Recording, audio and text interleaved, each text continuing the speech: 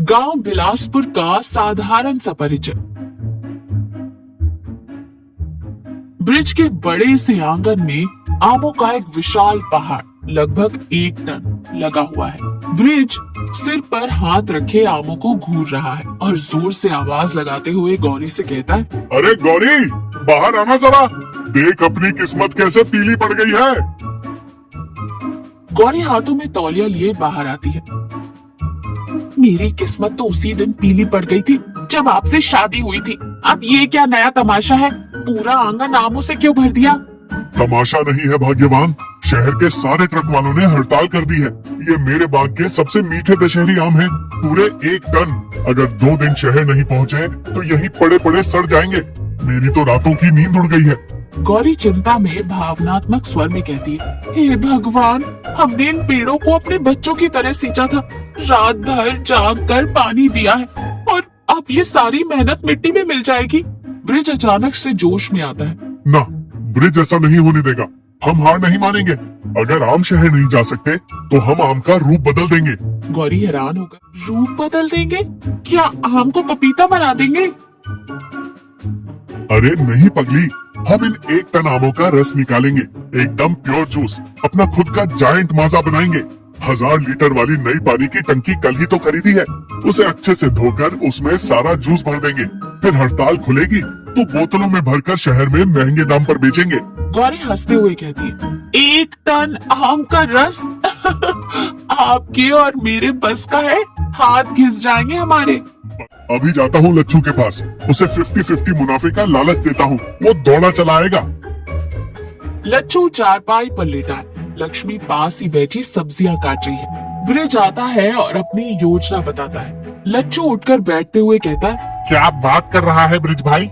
1 ton आम छीलने और निचोड़ने तो कमर ही टूट जाएगी। मैं कोई मशीन हूँ क्या? लक्ष्मी बीच में टोकते हुए कहती है, आप चुप रहिए जी। ब्रिज भाई साहब, आप ये बताइए मुनाफा कितना होगा? देखो भाभी, अगर आम सड़ गए तो 0, लेकिन अगर हमने इसका जायंट माजा बना लिया तो शहर वाले बिना केमिकल का असली जूस 100 रुपए लीटर खरीदेंगे। सोच लो, 1000 लीटर का कितना हुआ?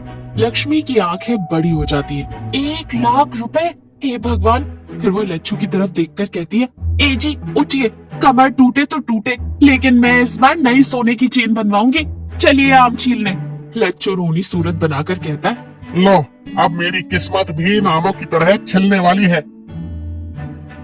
चारों जमीन पर बैठे, चारों तरफ छिलके पड़े हैं। सबके हाथ और मुंह आम रस से सने हुए हैं। पास ही एक बहुत बड़ी नीली सिंटेक्स की साफ टंकी रखी है, जिसमें वो ये रस डाल रहे हैं। लच्छू कंधा दबाते हुए कहता है, भाई ब्रिज, मुझे तो अब सपने में भी आम ही दिख रहे हैं। मेरे हाथों से पसीने की जगह मैंगो जूस निकल रहा है। गौरी मुस्कुराते हुए कहती है, अरे लच्छू भाई, मेहनत का फल मीठा होता है। फल तो मीठा है भाभी, पर मेरी कमर का जो कचूमर निकला है उसका क्या? लक्ष्मी रस निकालते हुए कहती है, आप बस सोने की चेन के बारे में सोचिए। अच्छा ब्रिज भाई साहब, ये बताइए, ये इतना सारा जूस खराब तो नहीं होगा? बिल्कुल नहीं भाभी, मैंने इसमें प्राकृतिक नींबू का रस और थोड़ी चीनी मिलाई है। ये हमारा देसी जायंट माजा है।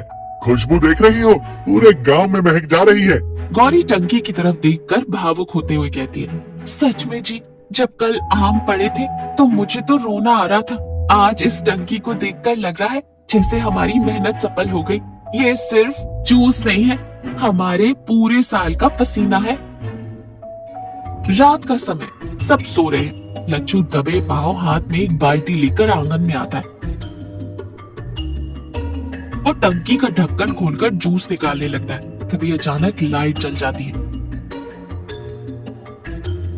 ब्रिज पीछे खड़े होकर कहता है, क्या बात है लच्छू भाई, रात के 2 बजे जायंट माजा की चेकिंग चल रही है क्या?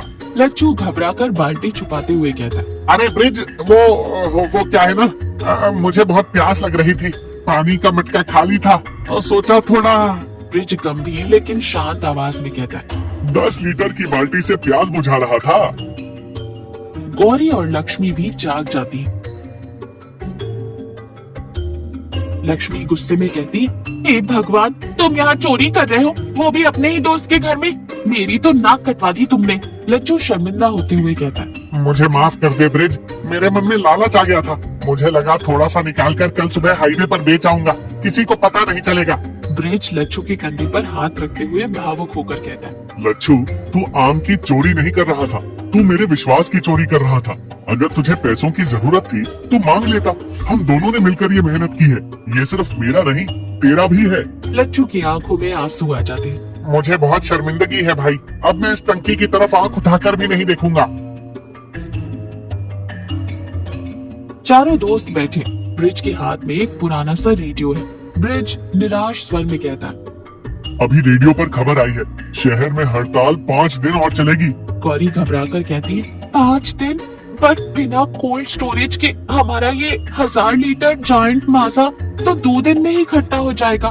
लक्ष्मी सिर पीटते हुए कहती है, हाय राम, मेरे सोने की चेन, अब क्या होगा? हमारी सारी मेहनत बर्बाद। ब्रिज भाई, अब इसे नाली में बहाने के अलावा कोई रास्ता नहीं बचा है। ब्रिज कुछ सोचता है। उसकी आंखों में अजीब सी चमक आती है। नहीं, नाली में नहीं बहाएंगे। हमारी मेहनत किसी के तो काम आएगी। पर किसके?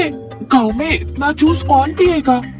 गांव में नहीं गौरी, तुम्हें याद है कल अखबार में पढ़ा था, पड़ोस के कस्बे वाले वृद्ध आश्रम में लू लगने से बहुत से बुजुर्ग बीमार पड़े हैं। वहाँ पानी और ग्लूकोज की कमी हो गई है।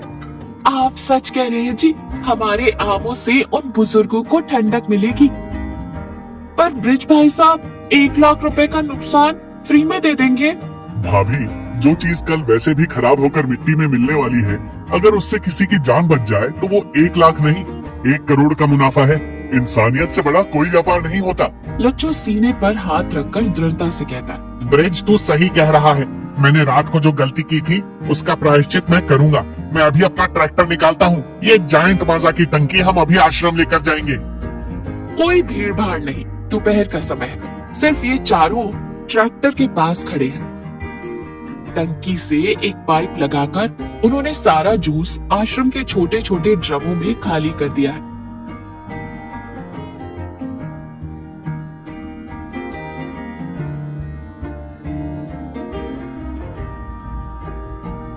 गौरी राहत की सांस लेते हुए कहती है, मुझे तो जो खुशी मिल रही है वो शायद 1 लाख रुपए देकर भी नहीं मिलती। लक्ष्मी गौरी का हाथ पकड़कर कहती है, सच कह रही हो गौरी, जब उन बुजुर्गों ने जूस पीकर हमें दुआ दी तो लगा जैसे मेरी सोने की चेन मुझे मिल गई। ब्रिज आसमान की तरफ देखते हुए कहता, मेहनत कभी बेकार नहीं जाती, बस उसका फल कभी कभी पैसों के रूप में नहीं, दुआओं के रूप में मिलता है। लच्छू एकदम सीरियस चेहरा बनाकर कहता है, भाई ब्रिज, एक बात बोलूं? हाँ बोल। यार, आश्रम वालों ने हमें तो 1 गिलास भी नहीं पूछा। मैं तो कल रात से प्यासा हूँ। ब्रिज हंसते हुए लच्छू को हल्का सा धक्का देते हुए कहता है, अरे लालची, चल घर चल। गौरी ने तेरे लिए अलग से एक जग बचा कर रखा है। गौरी भी हंसते हुए कहती है, हाँ लच्छू भाई, पर घर जाकर पहले बर्तन भी तो मांजने हैं। चारों जोर से हंसते हैं और ट्रैक्टर पर बैठकर गांव की तरफ वापस लौट जाते हैं। तो देखा, सच्चा मुनाफा सिर्फ पैसों में नहीं तौला जाता। जब हमारी मेहनत किसी जरूरतमंद के काम आती है तो वो जीवन की सबसे बड़ी कमाई बन जाती है। बुरे वक्त में भी अगर इंसानियत जिंदा रहे तो कोई भी नुकसान हमें हरा नहीं सकता।